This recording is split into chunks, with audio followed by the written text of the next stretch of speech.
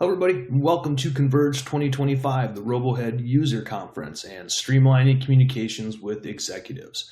My name is Joseph Omann, the Solutions Consultant here at RoboHead, and this presentation is going to take us through 3 tactical wins for you and your team that you can implement in RoboHead to help simplify the process of submitting requests for key stakeholders, as well as simplifying the process for sending them the final deliverables once those projects are wrapped up. We're going to first talk about some form rules that you'll be able to put into your request form to help simplify the request process for key stakeholders. We're going to set up something that's going to be specific to a user, and it will recognize them when they log in and almost like give them their own version of the request form to fill out. So we'll talk about how you can do that. We're also going to talk about tactical win number 2, which is how you can use our email to request functionality to make it where users can submit requests via email without even having to log into RoboHead. It's a tool that's really helpful for any like last minute requests, emergency requests, rush, things like that. And then we'll wrap it up by talking about a couple of ways that you can use RoboHead to automate your file delivery process once things are all wrapped up. So to start things off, we're going to go into the request form and go through an example of a rule that you can set up that will identify a user by their login and essentially give them their own version of the request form to fill out. So we're going to go to Actions, down to Forms, and then I'm going to go to modify my request form and then go into rules and messages. The rule example that I had set up is one that will, like I said, identify the user based on their login. So there isn't anything that this user has to do except log into RoboHead and click new request in order to get like their own version of the request form to populate. Now, this next step is kind of where you can make it your own, so to speak, where you can have specific fields show up for this person. You can hide specific fields for this person, have sections appear for this user. There's a lot of different things that you can do with these rules. So in this example, what I did is I first have a field that shows up at the top that gives them like a specific message that lets them know that we identify them based on their login, and then we're going to basically dropping everything in order to do their request. Another part of this rule is going to notify specific team members when this person submits a request. So if it's always like a specific person that drops everything to handle this user's request, we can use RoboHead to email that person so we don't have to do it manually. If your user is with a specific department or with a specific client, then you could set up the rule to automatically populate that field on the form so they don't have to. It's all these little extras that you can do for certain people that can kind of go a long way. And that one field is one less thing for them to do, one less drop down or whatever for them to click on. So great if they're always from the same department or client, you know. Another thing that's helpful with this is if they're always submitting the same types of projects or the same types of requests, you can use your rules to populate those fields for them as well. So that way it's, you know, about as simplified as it can get for people if it's always the same type of request that's coming from them. And then you could also set it up to maybe show them a specific confirmation message when they go to submit the request so they know that their request went through in case there's any question on their end about it. Or again, maybe just like a confirmation that you're dropping everything to get their request processed as quickly as possible. So again, you can make this your own and have these rules really accomplish a lot for you, just depending on your audience and the user and, you know, what types of functions you're trying to accomplish with it. So to kind of help demonstrate this, I'm going to log out of my account and log in as this person just to quickly demonstrate that they've got like their own version of the request form to work with. So right at the top here is their specific message that only they see when they go to submit a request. So again, a little extra, you know, something that you can do for them to let them know that you're treating them as like a, you know, white glove kind of contact, for example, giving them the white glove treatment. And then if we scroll down a little bit further, I'm setting up the rules to populate those fields that we were talking about earlier. So the type of project that they create, We could use this to populate the due date turnaround times for their projects, things like that.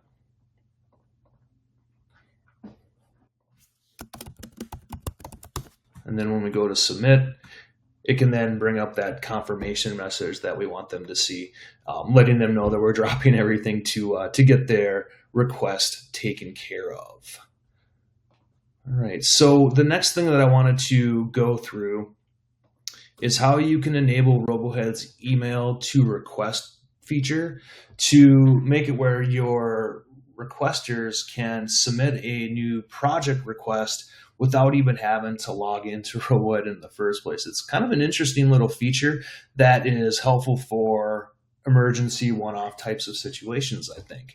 The first thing, though, is that admin users will need to enable this functionality via the account screen. So if you have our request module enabled, that's the first thing. But from the view account page, you're going to modify the account and then click on the allow email to request checkbox here, kind of like in the middle of the page. Now, with that box checked, you can also then specify accepted domains where these emails can come from. So if you only want to accept emailed requests from your company's domain, or you don't want to have anything coming from a Hotmail account or something like that, you can put in specific acceptable domains into this field here. And then with that enabled, users only have to then submit a request via email by just like typing up a new email and then using your inbox name here up at the top. The email inbox name is going to be like the email address, I guess, but it's going to need to include request dot, and then in this case, robohead@robohead.com. So whatever your email inbox name is, your requesters will need to put in request dot and then the email inbox name, and that's what they'll use for the address when they're emailing these requests. Now, for the requests themselves, or for the emails themselves, it's not going to populate a lot of information on the form itself. So for those of you that have very detailed request forms with a lot of fields that need to be filled out, this might not be the route for you. But it is, like I said, a good option to have for like any last minute requests or emergencies. Now, when we are sending this request via email, the subject line of our email is going to populate as the project name or the name of our request. The body of our email is going to populate in the description field on the request form. So anything that I have in here, along with my email signature, that's going to pull into the description field on your form. Now, with that being the case, you might want to use that area for them to like put in like some of the project request specifics. Since none of the other fields on the form are going to get filled out this way, you might want to encourage them to put in like the due date, the type of project, or whatever it is in the body of the email, so at least you have that information to get started. And then if they attach any files to this email, those attachments will actually pull into the request in RoboHead as well. So that's kind of a nice little feature to go along with that. So again, you just got to remember it's request dot and then your email inbox name in RoboHead. When those requests come through, they will, again, kind of show up just like a regular request will, but all of your required fields beyond the description field just won't be filled out. So this is where you would have to review the request, maybe modify it, and then fill out the missing details. Hopefully they provided them to you in the body of the email. But then once you've got everything you need here, you can then submit the request, or approve the request, and then turn it into a workable project. So a nice little feature to have. Just needs to enable it. You just need to enable it on the account page, and you can turn it off at any time. So if it's not working, the way that you want it to, or if you're finding that you're having to do more work, because of it, which hopefully you're not, but just know that you're not stuck with it once you enable it if you don't want it on anymore. And then the last thing that I wanted to show you for tactical win number 3 in this example is how you can use RoboHead to automatically deliver the files from your projects back to the stakeholder. We're going to utilize RoboHead's RoboScript feature that we can find under the Actions menu to essentially handle downloading the file out of RoboHead, typing up the email, attaching the file to the email, and then specifying who the email has to go through. We can use a RoboScript to handle all of that automatically. It's actually a nice, cool little feature here. I have one here called Send Final Deliverables already set up. And what I did is I had set this up to basically run when a project gets marked as complete. And it's really open-ended. Like, I didn't make it specific to a certain type of project or a client or something like that, which I would encourage you to do. You know, if you wanted to start maybe small with this RoboScript, you can add multiple layers of criteria to make it more of a specific script. So it only runs for a certain department or a certain file type or project type or something like that. But in this case, I made it pretty easy where as soon as we mark a project as complete, it's going to email the final deliverables to whoever requested the project, along with anybody who participated in the review function of that project as well. So then that way everybody's got a copy of that final deliverable. And then we can customize the message that goes out. And then we can also specify how the how the file gets delivered to them as well. We can have it go as a link as well as an attachment that they can download right from the email itself. And then if you do send it as a link, you can indicate how many days that link is active. So if it becomes like an inactive link after 45 days or something like that, you can specify that here.